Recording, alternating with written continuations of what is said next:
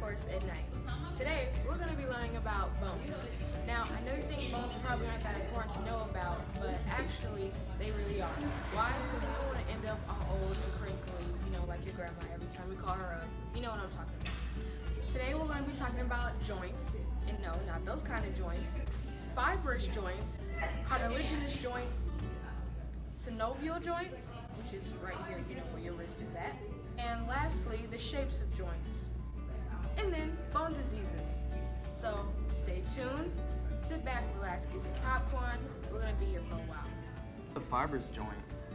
The fibrous joint is a joint that is united by the fibrous tissue. Those joints you can find in the sutures that are in the skull. And those sutures are bound tightly together and connected by the fibers, which allows the essential to not move. What's a cartilaginous joint? The cartilaginous joint is a bone that is connected with the cartilage. Example of the cartilage type that is slightly movable, which is the pelvic area, but mostly the joint in the bone does not move because it's connected tightly. Synovial joints. Synovial joint is a joint that connects all limbs, and there are four distinguishing features, which is the articular, the fibrous articular, the joint captivity, and the reinforcing ligaments. Now that we know the different types of joints, what are the different shapes? Well, there are 6 types of shapes of joints. There's the plane, the hinge, the pivot, the syndaloid, the saddle, and the ball and socket.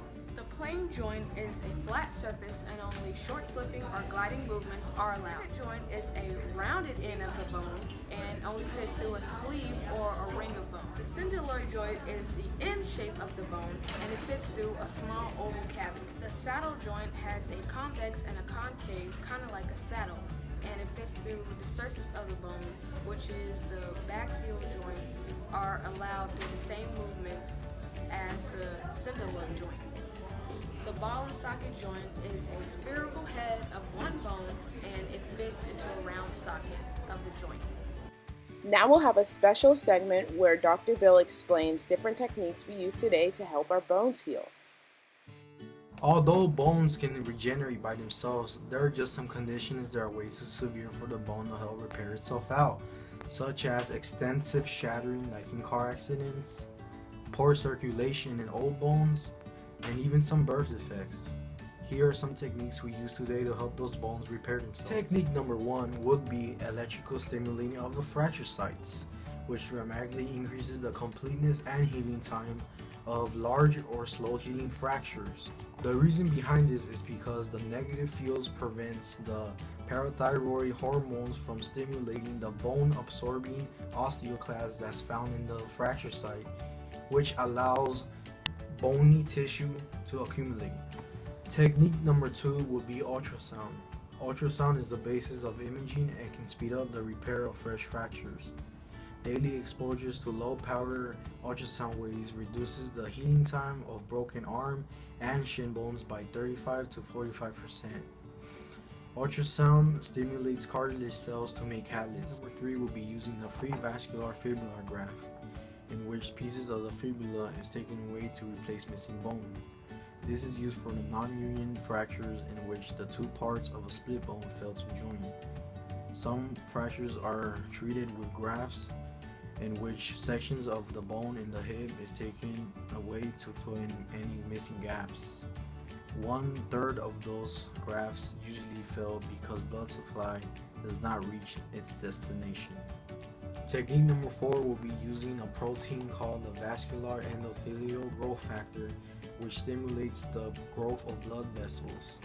Researchers have been exploring around and have been using this as a way to build new bone tissue. Experiments on mice with broken or fractures on them show that this stimulates the formations of the osteoblasts and proteins associated with bone growth. Last technique for today will be simply using bone substitutes, which are crushed cadaver bone or synthetic materials to try and fill in the non-union areas. Crushed cadaver bone is mixed with water to form a paste-like material that can be molded or fitted into the hard-to-reach spaces.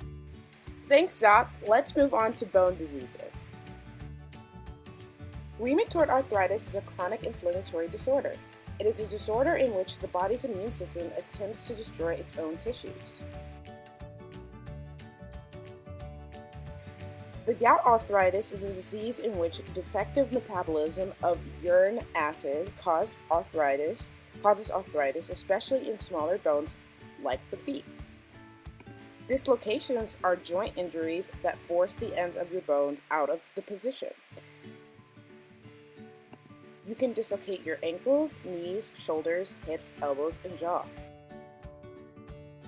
Arthritis is inflammation of one or more of your joints. The main symptoms of arthritis are joint pain and stiffness.